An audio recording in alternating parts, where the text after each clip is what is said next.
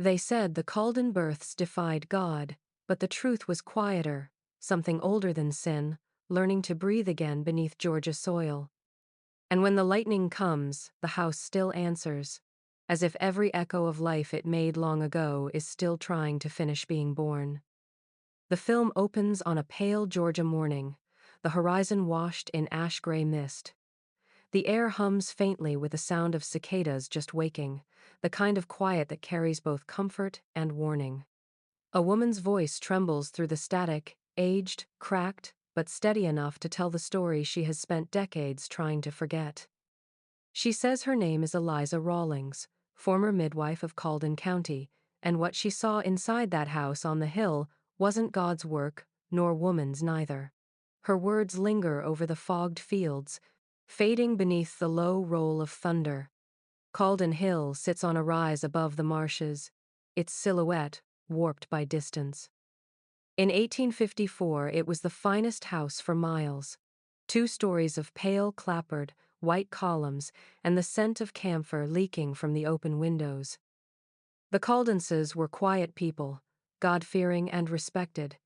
Mr. Calden worked the cotton trade, and his wife, Martha, was known for her gentle manner and good health. When she first called for a midwife, no one thought much of it. She was 30, strong, with the steady calm of women used to managing households and grief. What followed that night would end her reputation as a woman and begin it as something else entirely. Eliza's account was recorded years later, her hands shaking as she tried to describe what never should have been born.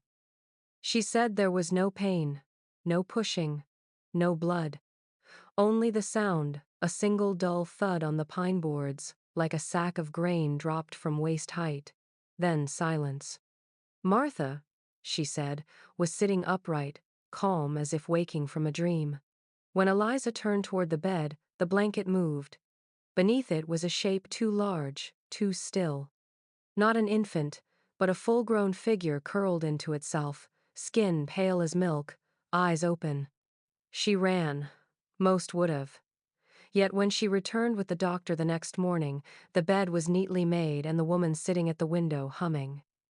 On the porch stood a man Eliza had never seen before, tall, clean-shaven, dressed in her husband's Sunday coat. Martha introduced him as her son. He came early, she said, smiling faintly. But he's well. From that day forward, no one in Calden County saw her labor again. Yet each spring another stranger appeared, men and women, grown and quiet, bearing her features but not her years. And when the neighbors asked where the children were, she only said, "They've already learned to walk." The camera lingers on the empty house, shutters sighing in the wind, the midwife's voice fading into the distance. "There were no cries in that house," she whispers, "only footsteps." Beyond the cypress line, where the ground turns soft and the air carries the scent of standing water, the Calden house rises like a remnant from another century. Its white boards are never weathered, its shutters never rot.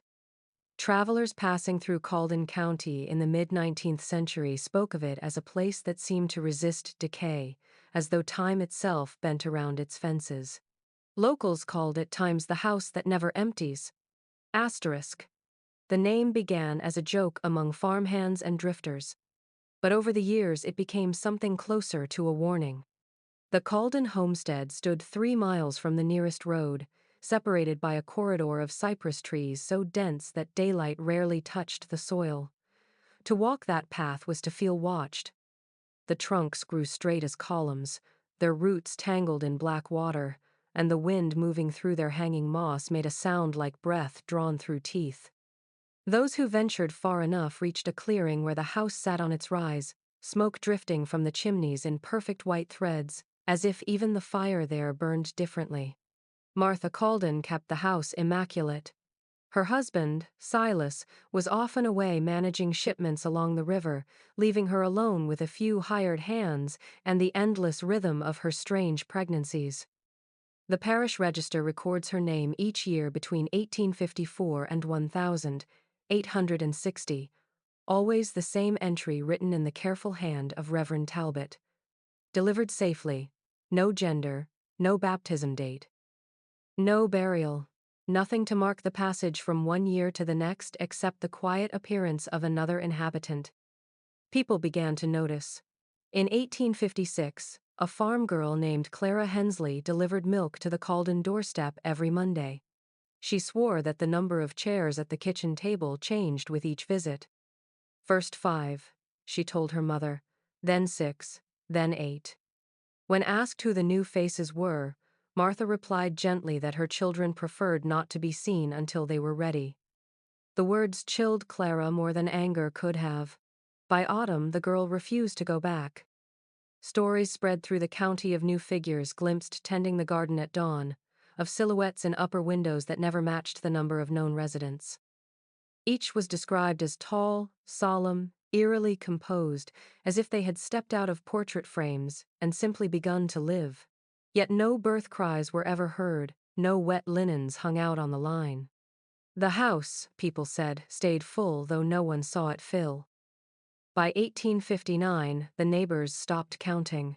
They avoided the cypress path altogether, claiming that the air near the property was too still, that the birds never sang once the gate came into view.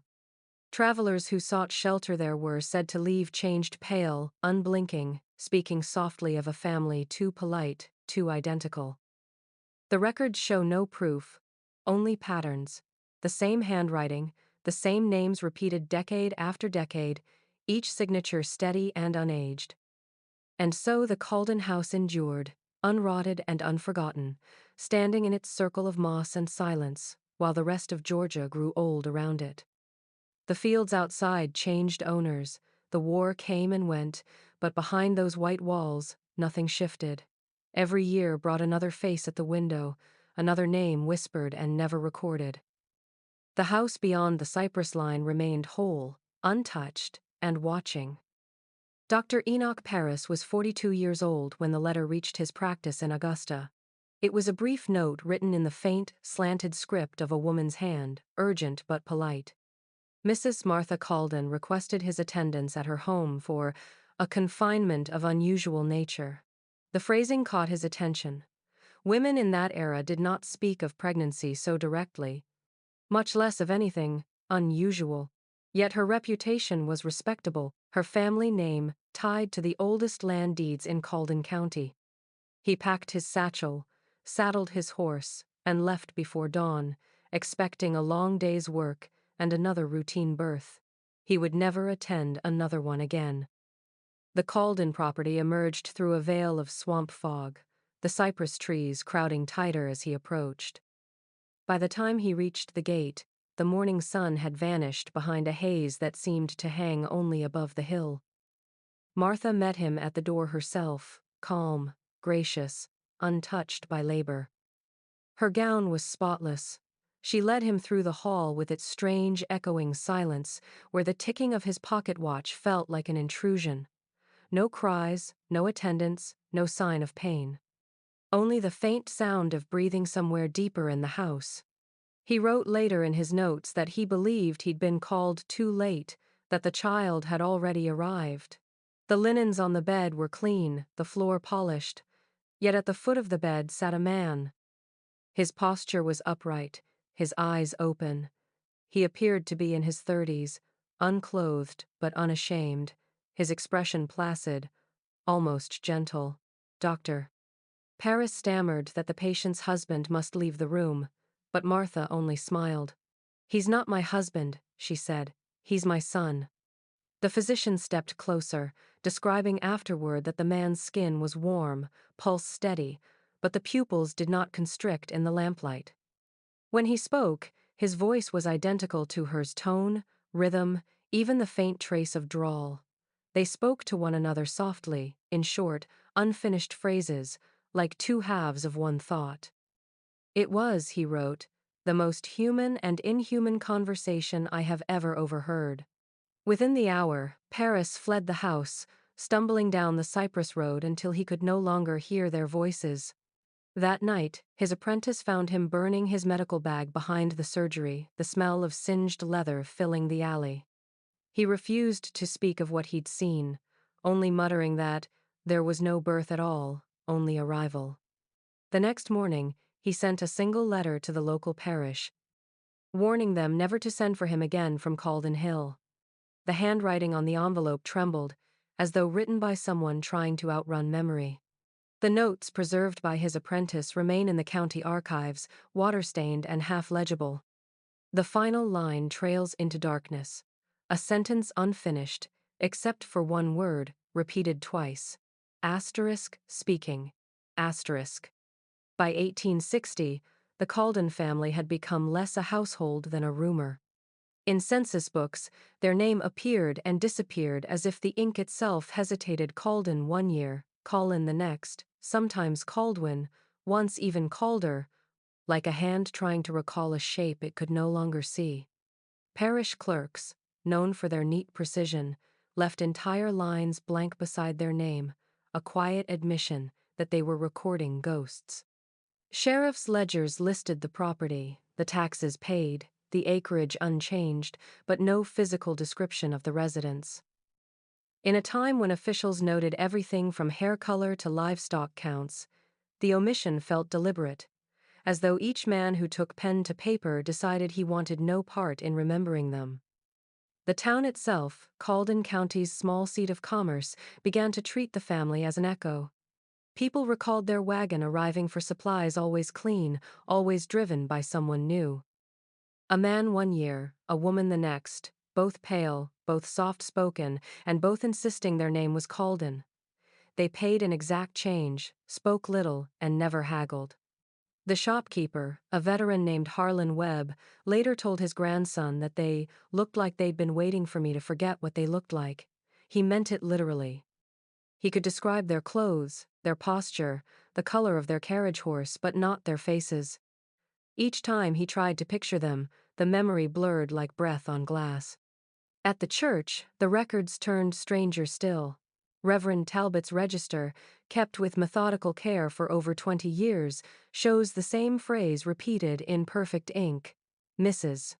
Calden delivered, safely. No child's name followed, no baptism recorded, no stillbirth marked. Parish gossip suggested the Reverend had been instructed to write it that way, though no one knew by whom. He was found dead a few years later, natural causes, they said, and his successor never reopened the book. Neighbors began to erase their own recollections out of unease. When new settlers arrived and asked about the family on the hill, locals shrugged and said they'd moved on, though no one had seen a wagon leave that property in decades. Maps redrawn after the war sometimes omitted Calden Hill altogether, its coordinates smudged out by surveyors as if the land itself refused to be measured. Even the mail changed course. Letters sent to the estate were returned unopened, stamped, "No such household." Yet lights still burned in the windows at night, faint and steady, like watchfires meant to keep memory away. The townspeople came to believe the simplest truth was the safest, that some families were better left unrecorded, and some houses kept their own census. By the turn of the decade, the Calden name had vanished from every official document in Georgia, leaving behind only a silence that no one dared to disturb. Elizabeth Rawlings had attended nearly 40 births before she first stepped through the Calden doorway. She was known in Calden County as a calm woman, small in frame but strong of will, the sort who could guide both mother and husband through the long hours of labor with nothing more than warm hands and quiet authority.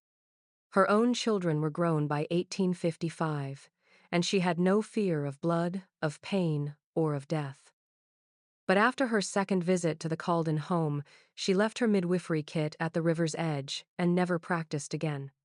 When asked why, she would only answer, "Because there's no birth in that house, only arrival." Her testimony, recorded years later in a statement to the parish board, remains one of the few first-hand accounts of what happened behind those whitewashed walls. She described the house as spotless, eerily so, with floors scrubbed to bone and curtains always drawn. Martha Calden met her at the door in perfect calm, her voice level, her face flushed only faintly, as though she'd been expecting a guest rather than enduring labor. There were no cries, no pacing, none of the frantic rhythms of childbirth Elizabeth had come to know. Instead, there was stillness thick, almost expectant. The only sound, she wrote, was the ticking of a long case clock somewhere down the hall, counting time that didn't seem to move. When it began, it happened without warning. Martha drew a sharp breath, her body tensed once, and something shifted beneath the sheets. Elizabeth reached forward, ready to catch what she thought would be a child. But what slid into her hands was heavy and whole. Skin warm, limbs proportioned, eyes open. A grown figure curled upon itself, breathing shallowly as though startled to find lungs in its chest. She said the first thing she noticed was the hair thick, damp, clinging to her palms, and the teeth, perfectly formed, glinting faintly in the lamplight. The smell that filled the room was not blood or afterbirth but rain-soaked soil, like the scent of turned graves after a storm. Martha did not scream. She only smiled and said, "He's early, but he's ready." The figure blinked, uncurled, and looked straight at Elizabeth. Its gaze, she said, was neither curious nor frightened. It was recognition, as though she had interrupted two people already acquainted. She dropped the linens and fled the room. 2 weeks later, another messenger came for her, asking her to return. Against every instinct, she did. The scene repeated exactly. Same silence, same wait, same impossible emergence. This time she did not touch the thing that came forth. When she left, she rode through the night and never again crossed the county line. Before dawn, she stopped at a neighbor's farm to rest her trembling hands by the fire. "That woman doesn't deliver life," she told them, voice low and shaking. "She delivers company." In later years, her name vanished from parish rosters, her notes buried in a clerk's drawer. Only her hands remained strong, scarred, and remembered for what they refused to hold again. In the spring of 1857, the people of Calden County began to notice a man who had not been there before. He worked the fences that bordered the Calden land, straight-backed and tireless, moving with the calm efficiency of someone born to the soil. At first, travelers assumed he was a hired hand, a cousin perhaps, or one of the freedmen who found labor where they could. But as the weeks passed, his presence deepened into something stranger. He was there at every hour, dawn, dusk, and the still black center of night, hammering, cutting, repairing, always silent.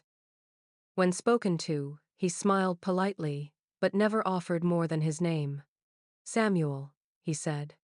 "Samuel Calden." No one remembered a Samuel Calden before that year. The parish register, meticulous in its recording of births and deaths, showed no entry by that name. The church's baptismal roll was blank where it should have been inked.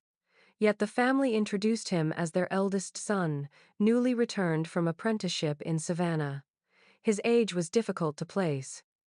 Some said 30, others closer to 40. He was tall, broad-shouldered, with the same pale complexion and deliberate grace that defined every member of the household. But the oddity that people whispered of most was not his appearance, it was that he seemed older than his own mother. When Martha Calden stood beside him on the porch, the resemblance between them was undeniable. Same blue-gray eyes, same slope of the shoulders, the same measured rhythm in their speech. Once, when a merchant delivered a shipment of grain, he found the two standing at the threshold in perfect stillness, heads tilted in identical fashion, as though they shared one thought that neither needed to say aloud. The merchant confessed later he had felt a kind of vertigo, as if the air around them bent in synchronization. Samuel rarely left the property except to fetch supplies, and even then he drew attention. He walked the streets with quiet confidence, greeting people by name before they introduced themselves. More than one person claimed he addressed them using phrases their fathers had once said, small turns of speech lost to memory.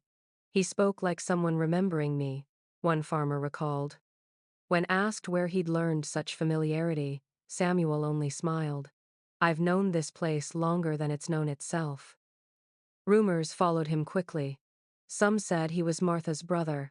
Others insisted he was her husband returned under another name. A few whispered he was neither something born in her likeness but not of her. The sheriff dismissed the talk, but even he avoided the Calden gate after sunset. By autumn, parish notes began listing the Calden household as complete, though no one could say what that meant. The census taker who visited in November described an unease he could not explain. He wrote that every question he asked, Samuel answered, but Martha's lips moved in time with his words. The two of them, he said, spoke as one voice, split by distance. When he returned to town, his report was half-filled and stained with rainwater, the ink blotted across the final line. Only one word remained legible at the bottom. Asterisk, unaged. Asterisk.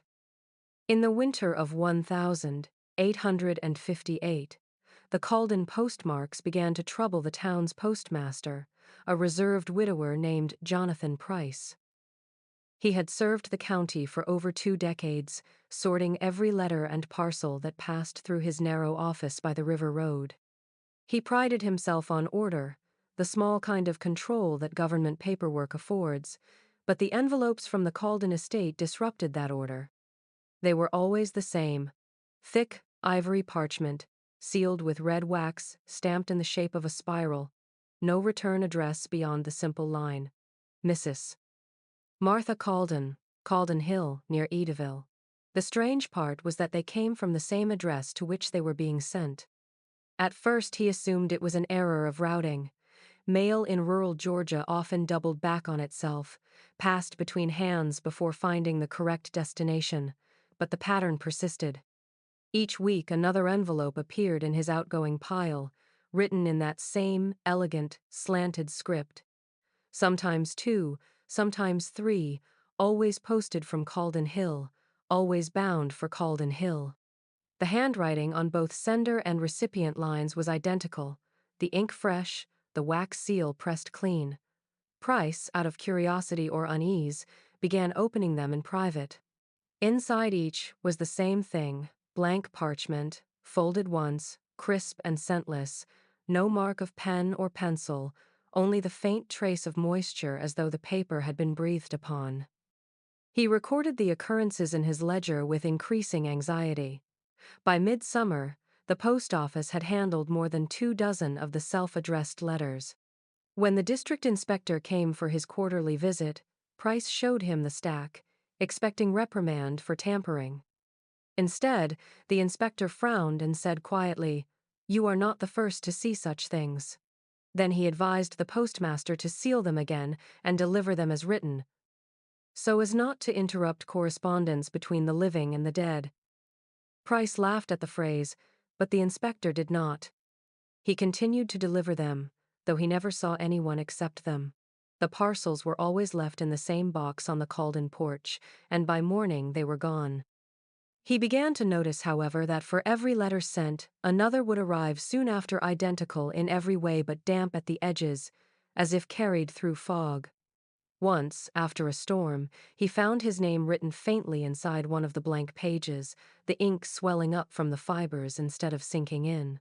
He burned that letter in his stove before sunset, but the smell of wax lingered for days. The final entry in his ledger, dated the 12th of October 1858, reads, asterisk, 3 parcels, delivered. No recipient seen. The house silent, but the box empty at dawn. Asterisk. After that night, Jonathan Price disappeared. His office was found undisturbed, keys on the desk, fire cold in the hearth. The drawer containing the Calden correspondence was empty. Weeks later, the town clerk received a single envelope addressed in the same looping script, bearing the same seal.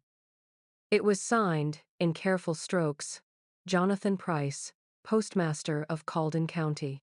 Inside, as before, was a sheet of blank parchment, except for one faint line visible only when held to the light. Delivered safely. The Calden orchard bordered the property of a man named Thomas Keene, a modest farmer whose family had worked the same red soil for 3 generations. His land was simple and predictable: rows of corn, 2 mules, a weathered house with a view of the hill. From his back porch he could see the line of cypress trees that marked where his field ended and the Calden property began. He said the air beyond those trees always looked heavier, as if something unseen weighted it down. For years he'd ignored the strange quiet that hung over that stretch of land, until one summer night when his curiosity refused to be still. The moon was high and bright enough to silver the edges of the orchard. Keen had risen from bed after hearing a rhythmic sound, a faint rustling that did not belong to wind or animals. It was too ordered, too deliberate. Taking his lantern, he stepped into the damp grass and walked toward the fence that divided his field from theirs. As he drew closer, he saw movement among the trees. Not a single figure, but several. At first he thought it was a group of workers harvesting by lamplight, though the season was wrong for picking. Then his eyes adjusted, and he saw that there were no tools, no wagons, no voices, just a row of men, walking slowly between the trunks, their white shirts glinting faintly. They moved in perfect unison, each step landing in time with the others, each turn of the head mirrored exactly. Keen called out to them, half in greeting, half in warning. "Evening to you," he said, his voice carrying across the still air. Instantly, the figures stopped. Every head turned toward him at once. The movement was not startled but precise, rehearsed, as though one command had issued and been obeyed by many bodies. Their faces were pale, too far to see clearly but bright enough to catch the reflection of the lantern. He felt, rather than saw, that their eyes had fixed directly on his. For a long moment, none of them moved. Then, as quietly as they had appeared, they began to walk backward into the trees, each motion reversed in perfect harmony until the orchard swallowed them whole. When dawn came, Keen crossed the fence to look for footprints, but the ground was smooth, the dew unbroken. Only the faint smell of turned earth lingered, the scent of rainless soil newly disturbed. He told his wife what he'd seen, but she hushed him, saying it was no business of theirs to look for shadows that kept to their own land. Yet the memory stayed with him, sharper than a dream. Weeks later, when he tried to describe it to the parish constable, his words faltered. "It wasn't like watching men," he said. "It was like watching reflections move without mirrors." From then on, he avoided the orchard at night. Still, the sounds returned: soft footsteps, the creak of branches shifting in a wind that wasn't there. Some evenings he'd glance out and see the faint shimmer of white between the rows, always in a line, always together. He stopped calling out to them. Whatever walked beneath those trees, it did not want acknowledgement, it wanted rhythm, and it kept it perfectly. By the spring of 1858, the talk in Calden County had turned uneasy. The whispers that had once followed the family like faint perfume were now heavier, harder to dismiss. The townsfolk spoke in half-sentences, lowering their voices when passing by the general store or the churchyard gate. It was said that Mrs. Martha Calden was expecting again her fifth, though no one could recall ever seeing four before it. The news came not from her own mouth but from the washerwoman who carried laundry from the house every fortnight, who noted the subtle curve beneath her mistress's apron and the stillness of her gait. She said the woman looked neither weary nor radiant, only watchful. When the time came, no doctor would answer her summons. Dr. Paris, once her attending physician, had left the county altogether after his last visit, claiming illness and retiring to Augusta. The younger doctor, his replacement, refused outright, muttering that some houses brought their own maladies. Even the midwives found reason to stay away, Eliza Rawlings among them, who had sworn never to cross that threshold again. So the house on the hill prepared itself in silence, its windows shuttered against both light and witness. Neighbors said the lamps burned for 3 nights straight, thin orange glow flickering through the cypress like the pulse of something buried and restless. No one approached. On the 4th morning, the smoke from the chimney rose straight and unbroken, and a figure stood on the porch sweeping dust into the yard. At first glance, it seemed to be Mr. Fursley's A.T.'s. Calden returned from his business in town. He wore his husband's coat, his hat, his boots. He moved with the same deliberate stride. Yet something in the proportion of him, his height, His face and profile made those who passed on the road slow their horses. He looked like the man who had gone to town, but not quite. Too still, too clean, too complete, as if he'd been shaped rather than born. When neighbors came by days later to inquire after Mr. Calden, Martha greeted them calmly. She said her husband had taken ill on his travels and would be resting at home for some time. But she never invited them inside. They noted that the curtains remained closed even in daylight, and that the man on the porch did not speak unless spoken to, answering with her same slow cadence, the same faint drawl. A few swore that when he stood beside her, their shadows overlapped into one. Weeks passed, and the old Mr. Calden was not seen again. His wagon sat untouched in the barn, its wheels coated with pollen and dust. The parish clerk received no death notice, no burial request, no message at all. Only the subtle correction in the church ledger Mrs. Calden delivered safely the 12th of March 1858. And under it, written in a new, unfamiliar hand, the name Samuel, eldest, though no baptism followed. By summer, the town stopped asking questions. The man in the husband's boots kept to the fields, tending them in perfect rhythm with the others who moved between the trees at dusk. Some said he was her husband, others her son, and a few claimed he was something else entirely, a fifth presence that had replaced what it was meant to accompany. Only one truth remained certain. From that spring onward, no man named Calden ever rode to town again, but someone always stood waiting on the porch. Reverend William Talbot was not a man given to superstition. He had served Calden County for nearly 15 years, baptizing, marrying, and burying his flock with the calm conviction of someone who believed that even mystery, when seen from the right angle, was simply God's order misunderstood. He had heard the whispers about the Calden woman, as all of Georgia had by then, but he dismissed them as idle fear, rural invention feeding upon its own silence. That was before he began to notice what the records could not explain. Each spring, he wrote the same entry in the parish register. Mrs. Calden delivered, safely. It was his own handwriting, his own ink, yet he could not remember setting the pen to the page. The date always appeared the morning after he'd dreamt of her house, the windows lit faintly behind the veil of cypress trees. At first, he thought it a lapse of memory or fatigue. But by the 5th year, he began to feel that something in his mind had been guided gently but firmly toward completion not his own. He visited the Calden property in early October of 1858 after Sunday service. The day was clear and dry, the kind of afternoon when dust shimmered in the air like gold powder. He walked the path alone, refusing the deacon's offer to accompany him, and carried only his Bible and a small ledger for notes.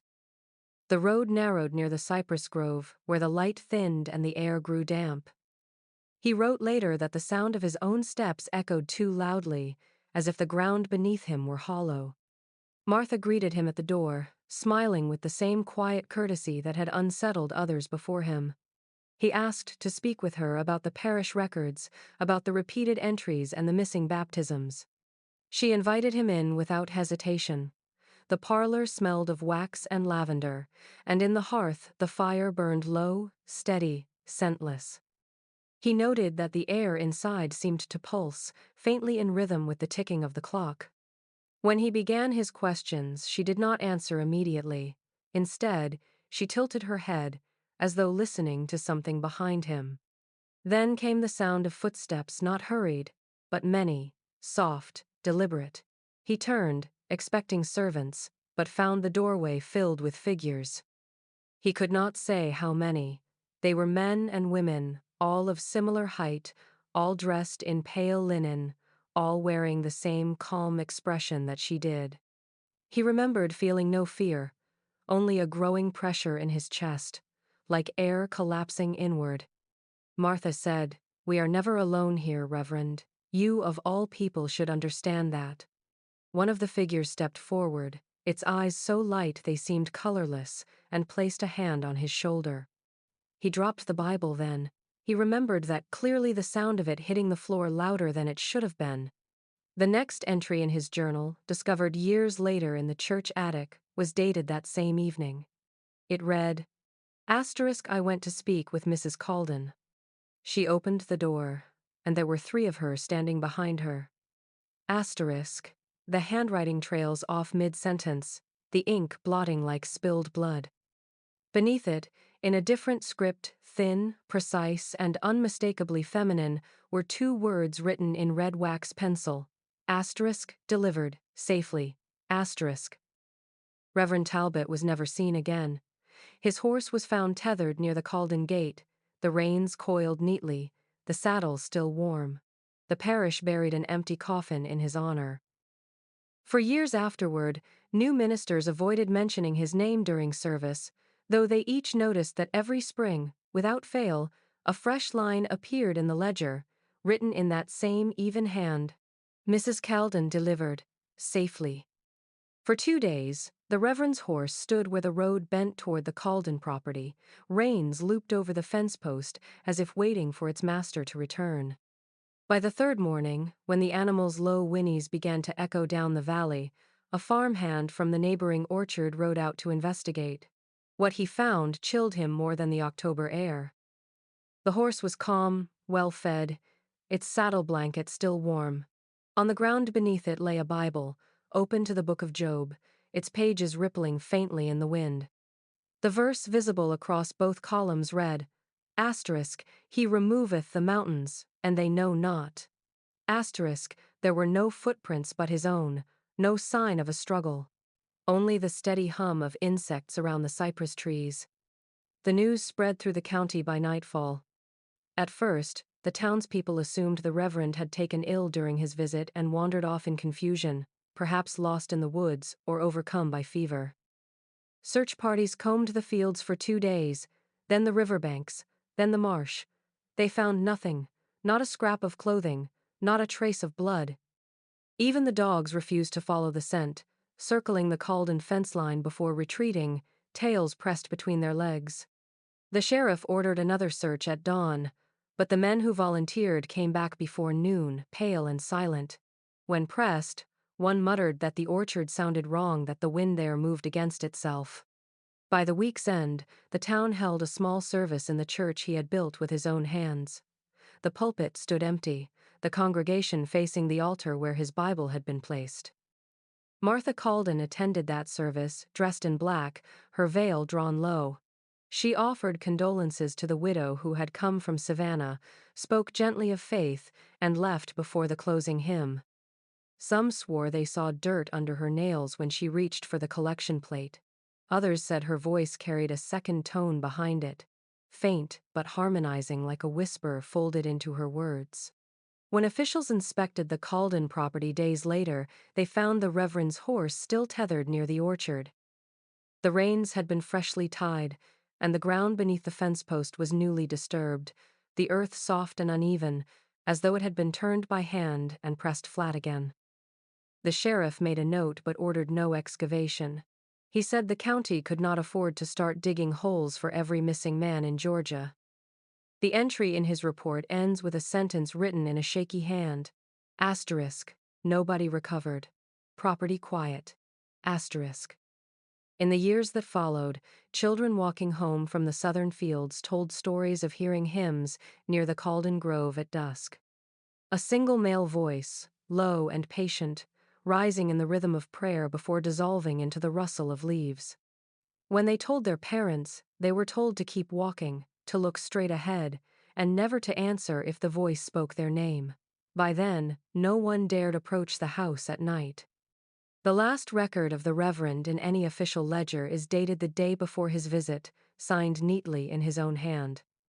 It reads, to call upon the house beyond the cypress and set the record right.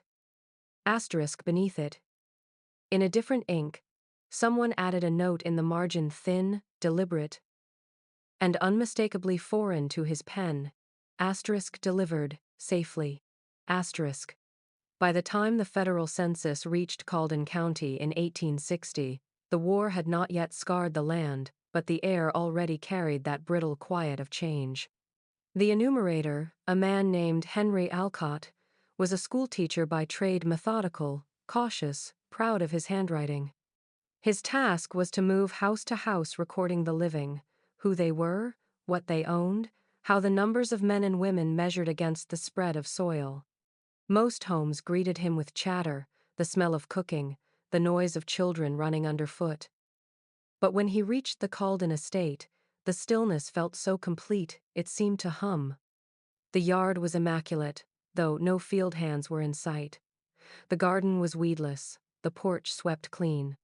He noticed footprints pressed into the clay near the well, some small, some large, some so faint they seemed only impressions of air, but none led away from the house. They began at the steps and ended there, overlapping in strange circles, as if many people had walked in place. The cypress trees beyond swayed without wind. He hesitated before knocking. When the door opened, Martha Calden stood before him in a pale dress, her hair pinned, her expression serene. Behind her, the hallway stretched into a dim corridor, lined with portraits that looked too new for their age. She welcomed him inside as if she had been expecting him, and though he had introduced himself only once, she greeted him by name. Alcott began his questions. How many occupants resided in the household? What were their ages? Their relations to one another? Martha answered each one in a calm, measured voice.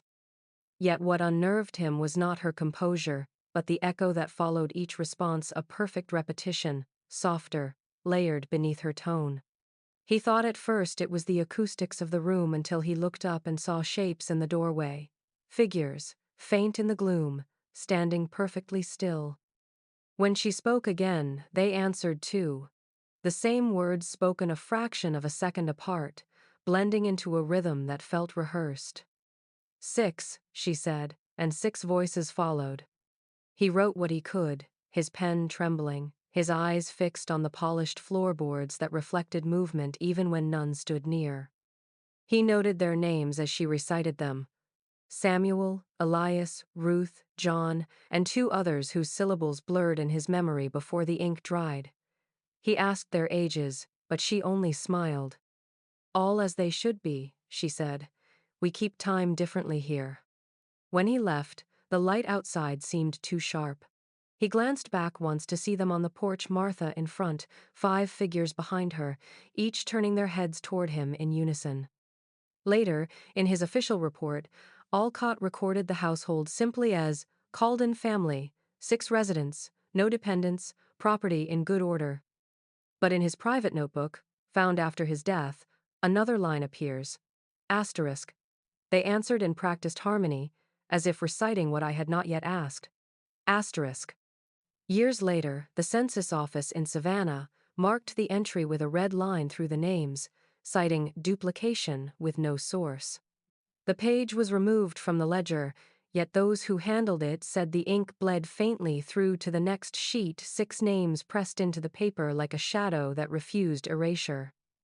When the war came to Georgia, it came first as sound the low, rolling thunder of distant cannon fire that shook the air like an approaching storm.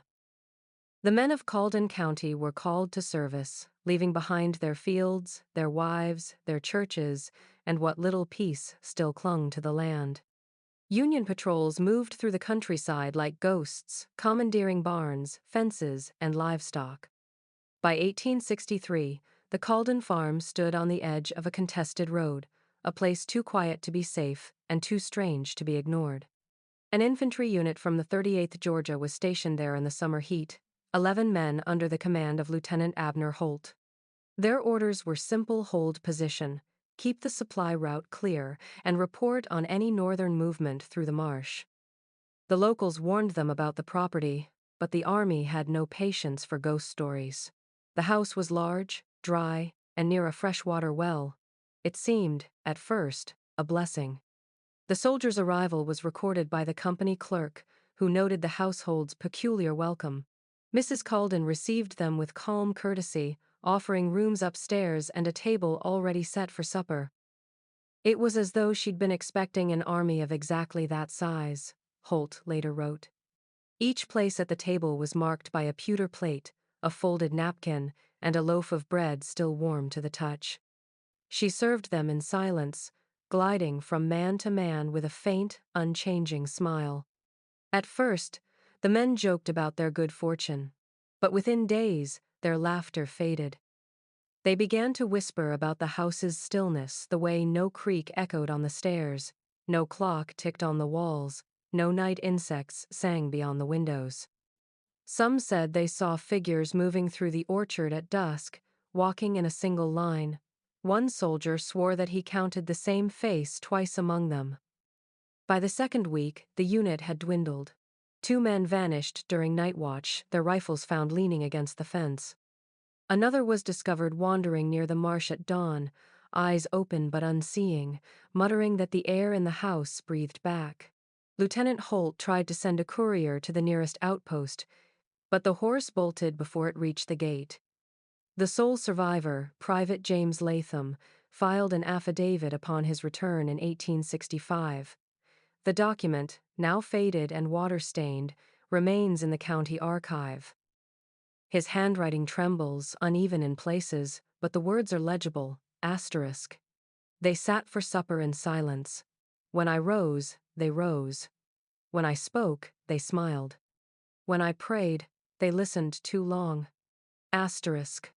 He was found dead 3 weeks after submitting the report, his body seated upright in a chair near his hearth, eyes fixed on something behind the door. The coroner noted no wound, no sign of struggle, only the faint imprint of soil on the floor beneath his boots, the same red clay found in the Calden orchard. The army struck the farm from its records. Officially, the 11 men were listed as missing, presumed deserted. Unofficially, the soldiers who passed through Calden County afterward avoided the Cypress Road altogether, claiming the house there wasn't abandoned, it was occupied by something that never learned to die. In the spring of 1866, when the war smoke had thinned and the counties of Georgia began to count what was left of themselves, the Calden property came up for auction. The notice appeared in the Edaville Ledger, printed in neat black type between advertisements for mule harnesses and tobacco.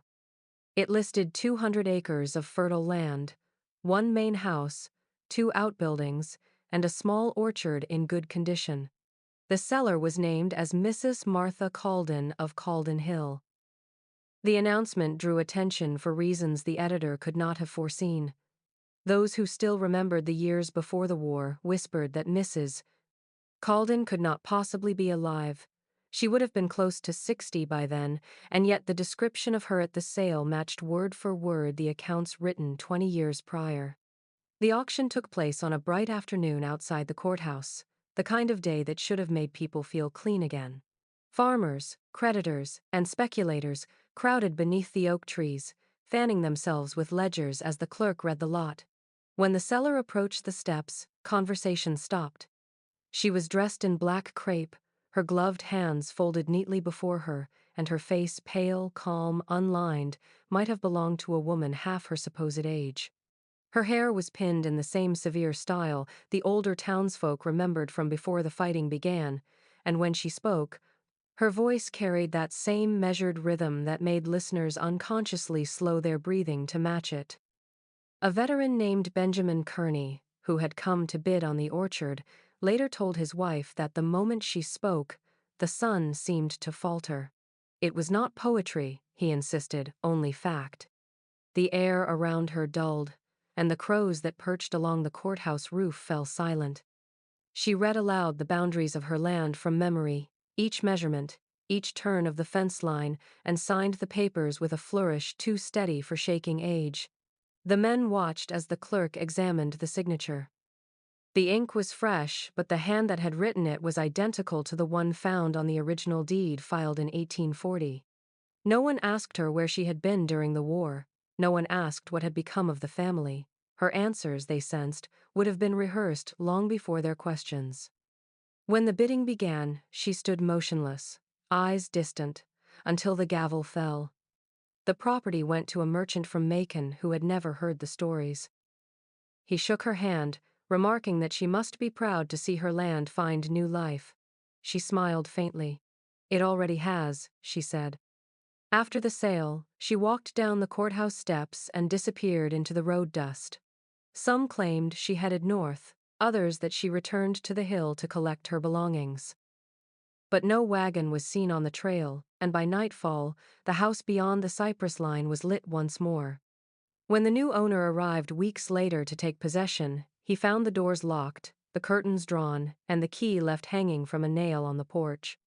Inside, the rooms were immaculate, every surface dustless, every chair facing the same direction, as though waiting for someone to return. The Macon merchant left the property within a month, saying the walls seemed to breathe when he slept.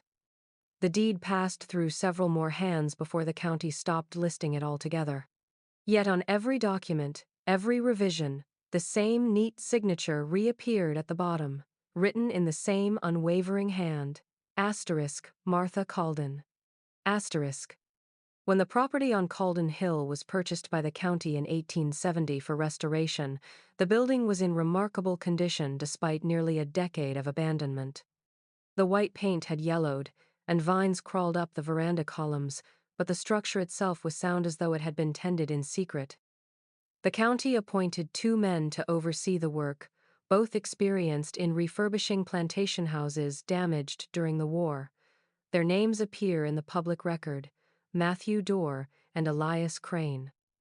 They were practical men, accustomed to rotted beams and ghost stories alike, but what they found inside that house made neither skill nor skepticism useful.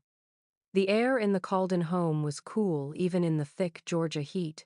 The floors were clean, swept so often the wood grain shone faintly. Dust lay only in corners where no hand could reach. Dorr noted in his ledger that it was like entering a place waiting to be lived in again. They began their survey in the front hall, where a large mirror hung between 2 doorways. It was an unusual piece, silvered glass mounted in an iron frame etched with faint spirals, the metal untarnished despite the years. The workers decided to remove it for cleaning, but when they tried, they found it would not budge. The screws were fused, as though grown into the wall itself. To document the room for county records, Dorr fetched his camera, one of the new wet plate models recently imported from Savannah. He set up the tripod facing the mirror, intending to capture the reflection as a reference for the carpenter who would later restore the wainscoting. The exposure took less than a minute. When the plate was developed that evening, both men stared in silence. In the image, the hall appeared perfectly lit, the mirror gleaming. Dorr and Crane stood side by side, just as they had during the shot. But behind them, arranged in 2 precise rows, were 13 figures, men and women, all dressed in pale garments, faces indistinct but symmetrical, each pair of eyes directed toward the camera. They developed another plate, thinking it an error in the emulsion. The second image was worse. The figures had stepped closer, their outlines sharper, the faces beginning to show features. One appeared behind Dorr's left shoulder, hand raised as though reaching for him. The workers fled the house that night, leaving their equipment where it stood. The next morning, the sheriff accompanied them back to collect the camera. The hall was undisturbed, the mirror flawless. Yet when he lifted his lantern, the sheriff swore he saw movement within the glass, like people shifting behind a curtain. He confiscated the plates and stored them in the county office, where they remained locked for years. By the time an archivist reopened the box decades later, the glass negatives had darkened to near black. Still, when held against the light, faint outlines glimmered through the suggestion of 13 pale forms, eternally standing behind the viewer. The mirror itself was never removed. It remains affixed to the wall, cold to the touch even in summer. Visitors say that if one stands before it alone, the room behind seems slightly fuller than the one they entered. In 1893, nearly 40 years after the first reports of the Calden births, a medical student named Thomas Greer presented a specimen jar during a lecture at the Savannah College of Physicians. It was small, no larger than a lantern glass, filled with amber fluid and sealed with wax gone brittle from time. The label, written in fading brown ink, read only, "Asterisk specimen from Calden case." Asterisk, Most of the students assumed it was one of Greer's curiosities. He was known to collect oddities from country doctors. Samples of gallstones, malformed fetuses, anything that could turn conversation. But when he lifted the jar to the light, even the senior surgeon paused. Inside floated a piece of tissue pale as candle wax, its veins dark and looping, neither muscle nor membrane but some impossible blend of both. Greer claimed he had inherited it from his uncle, a rural surgeon who had practiced near Edaville before the war. Among the man's effects were a leather-bound ledger and several sealed jars, all labeled with case numbers. Most contained nothing unusual, but one bore the name times Calden, asterisk a word that, by the late 19th century, carried the weight of folklore. The story of the woman on the hill had long since faded into rumor, told in the same breath as ghost tales around the hearth, but the medical community still whispered of her half as caution, half as legend. According to the notes Greer found, the specimen had been removed during a post-mortem examination, though the body from which it came was never identified. The accompanying entry described it as a structure demonstrating cellular duplication inconsistent with either placental or hepatic origin. Under magnification, the tissue revealed two distinct layers, one resembling the interior lining of a womb, the other ordinary human skin. What disturbed the examiner was the orientation. The tissue was reversed, the outer layer inward, the inner turned outward, as though some natural process had folded back upon itself. The cells typically responsible for nourishing life were found surrounding what appeared to be normal dermis, a configuration no anatomy book could explain. Greer's professor, Dr. Halvers, dismissed it as a mistake of preservation. But when he dissected a small section for demonstration, the air in the lecture hall turned sour with the smell of iron and decay, sharper than the faint formalin scent expected of such work. The tissue bled.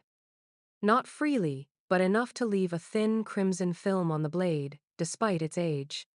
When placed under the microscope, the sample pulsed faintly with contraction, as if the cells still obeyed some long-forgotten rhythm. The following week, Greer attempted to present the specimen again, but it was gone from the college vault.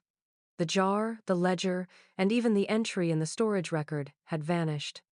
He later claimed that he had seen the jar once more, years later, displayed among a collection of medical anomalies at a traveling exhibition in Atlanta. It was unmarked now, floating in pale fluid, but when he drew closer, he saw his own reflection in the glass, and behind it, another face that looked exactly like his, turned inward, smiling faintly from within the jar. When genetic testing reached the small historical societies of southern Georgia in the late 20th century, the Calden story resurfaced from the archives like something exhumed. The local university had partnered with a group of genealogists to study migration patterns through DNA routine work, they said, tracing maternal lines across rural counties to reconstruct settlement history. It was meant to be simple, sterile, the kind of science that replaced myth with data. But when they mapped the results, a single thread refused to fit. Dozens of families in the surrounding region, some who had lived there for generations, others who had moved away decades ago, shared the same rare mitochondrial sequence, one that could be traced to no recorded ancestor. The earliest reference point belonged to a man listed only once in an 1858 parish ledger, Samuel Calden, eldest son, asterisk. At first, the researchers assumed clerical error or contamination. Mitochondrial DNA is passed from mother to child, always maternal, never paternal. Yet in this case, the chain began with a male impossible by every known standard. The analysts rechecked the samples, reran the sequencing, even brought in external laboratories. The outcome did not change. The women who carried the lineage had inherited it not from Martha Calden, as folklore would predict, but from the man identified as her firstborn. It was as though the line had originated inside an echo, a generation with no womb behind it. When the findings were published quietly in a regional journal, The university withdrew the study within weeks, citing ethical concerns regarding private data. But by then, copies had circulated. Independent researchers noticed strange patterns among the descendants. Many shared similar features: an unusual steadiness of expression, a faint asymmetry in the eyes, an uncanny calm when speaking of their families. One anthropologist noted that interviewees often described recurring dreams of standing in a room full of mirrors, watching their reflections move before they did. Local folklore reawakened. Old families who had long denied any connection to the Caldenses began to receive anonymous letters, plain envelopes containing blank paper sealed with red wax. Some recipients dismissed them as pranks, others burned them immediately. One woman from Milledgeville sent her envelope to the university's biology department for testing. The results came back inconclusive, but the lab report noted that the paper carried trace amounts of formalin and human epithelial cells pressed into the grain, as though it had been handled by gloved hands that were not entirely clean. In genealogical charts, the Calden anomaly remains unsolved. The DNA sequence, labeled cone-ampere, appears abruptly in the mid-19th century, unlinked to any maternal origin, replicating itself flawlessly across generations. Its first bearer, Samuel Calden, is recorded as 29 years old at birth. Occupation unknown. Birthplace listed as Times Calden Hill. Asterisk, to date, no grave has been found. No confirmed remains to test. But every few years, another researcher stumbles upon the same pattern. New families, new towns, the same silent signature moving outward through time. Those who study the sequence privately have begun to call it the stranger's bloodline. The phrase has no official standing in medical literature, yet it lingers in the margins of their notes. For science, it remains an impossibility. For those who still live near the cypress line, it is only confirmation of what their grandparents already knew. Some lineages do not begin with birth. They begin with presence.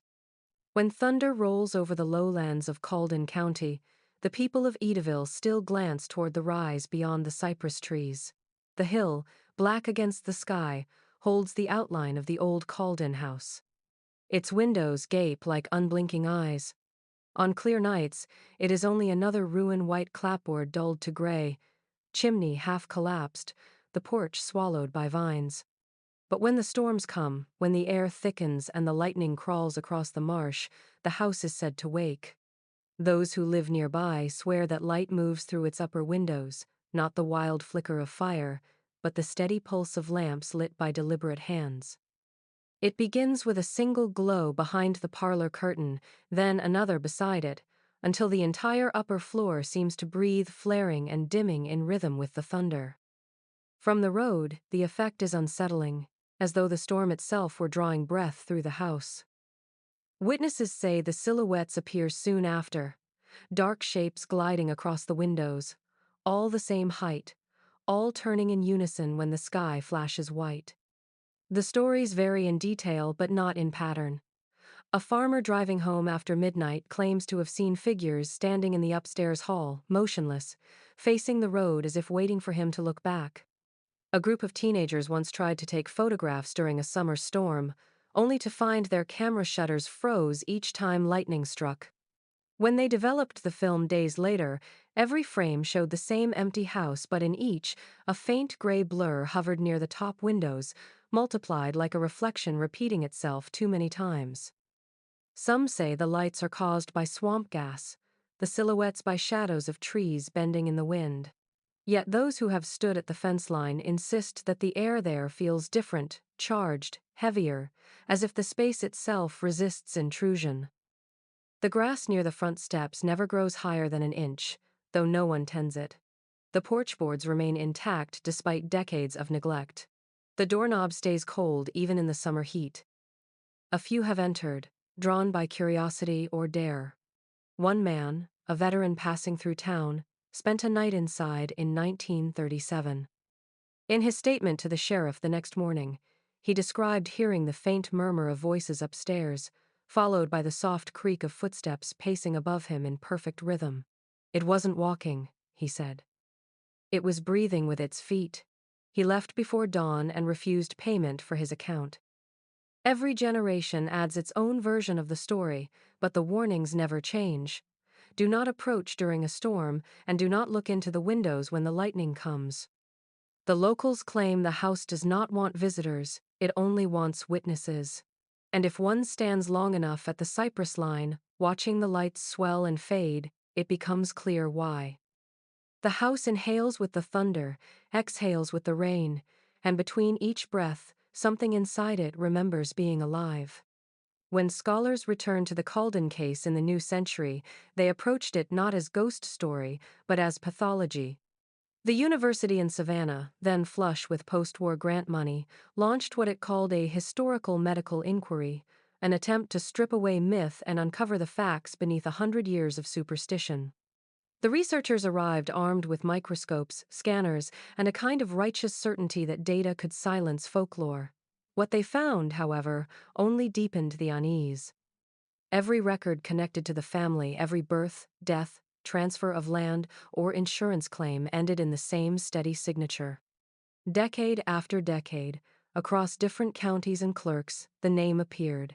Asterisk Martha Calden, mother. Asterisk. At first, the team theorized that the signature was a form of clerical shorthand. Perhaps the local scribes had used her name symbolically to mark an unregistered birth, but handwriting analysis dismantled that idea. The loops, the pressure, the slant of the ink, all identical, as though written by one hand, untouched by age. Some samples dated from the 1,850 seconds, others from the 1,890 seconds, long after she should have been dust. Under ultraviolet light, the ink fluoresced faintly blue, not from any known Victorian formula, but from a compound resembling dried blood. Historians and physicians argued bitterly over the implications. One camp insisted the Calden accounts documented a series of medical anomalies, rare reproductive disorders, misinterpreted by frightened villagers. They pointed to 19th century cases of pseudocesis, teratomas, and genetic mosaics. The skeptics argued the opposite, that the entire affair was an elaborate fraud engineered by a woman clever enough to manipulate her neighbors and, through meticulous record-keeping, her own immortality. The local press resurrected the story in the 1,920 seconds, calling her the matron of illusions, a woman who had turned birth and death into performance. Yet even the most cynical historians stumbled over the evidence. Parish books from different towns bore entries written years apart in the same unmistakable hand. Some were signed by witnesses long deceased. Others bore dates that did not correspond to any living registrar's term.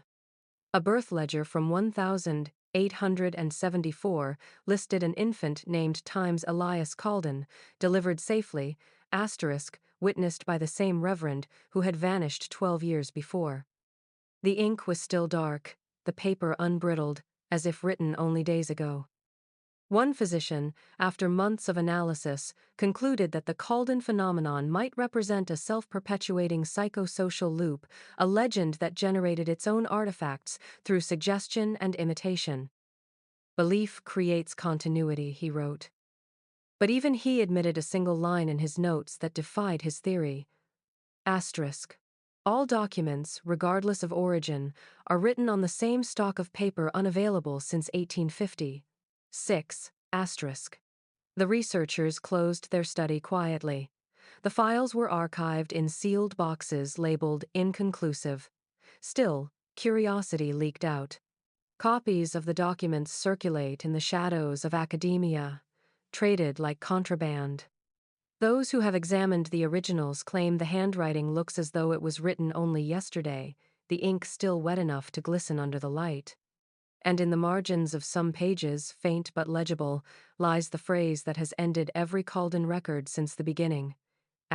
Delivered, safely. The winter of 1,891 settled hard over Calden County, the air brittle with frost, and the scent of pine smoke. The house on the hill had been quiet for nearly a generation, its windows boarded, its name reduced to folklore whispered around churchyards and train depots. But on the morning of January 8th, a pair of surveyors sent to assess flood damage along the marsh road reported smoke rising from the chimney. They assumed vagrants had taken shelter from the cold. When they forced open the back door, the air that spilled out was warm, damp, and strangely sweet, like soil turned after rain. The men descended into the cellar first, their lanterns trembling in the draught that breathed through the stone. There, in the center of the dirt floor, lay the body. It was not decomposed, nor dressed, nor marked by any sign of injury. The flesh was pale, the hair fine and colorless, the limbs perfectly proportioned. Whoever or whatever it was, it did not belong to the century outside that cellar. The surveyors swore the air around the figure shimmered faintly, as if the lantern light had met water instead of skin. The coroner, a man named Dr. Aldous Finch, arrived from Edaville that afternoon. He expected a crime scene, perhaps a victim of winter starvation. What he found unsettled him more than any violence could. The body was adult, male, and immaculate. No scars, no pores, no sign of decay. The eyes were closed, but the lips still faintly pink. He recorded that the temperature of the flesh was neither cold nor warm, consistent with a state of preservation unachieved by natural means.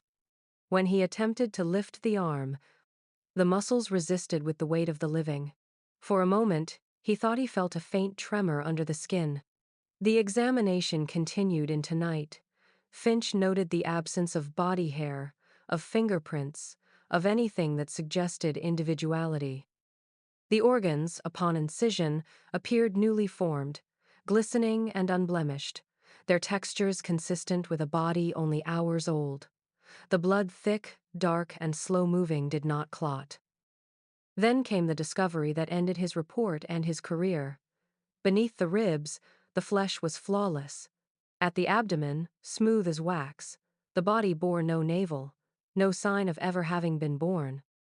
The coroner's assistant later testified that Finch dropped his scalpel, stepped back, and whispered, "We're too late. It's still learning to be here." His official report broke off mid-sentence. What followed was a line drawn across the page, as though his hand had been pulled from the paper. Only one phrase remains beneath it. Asterisk.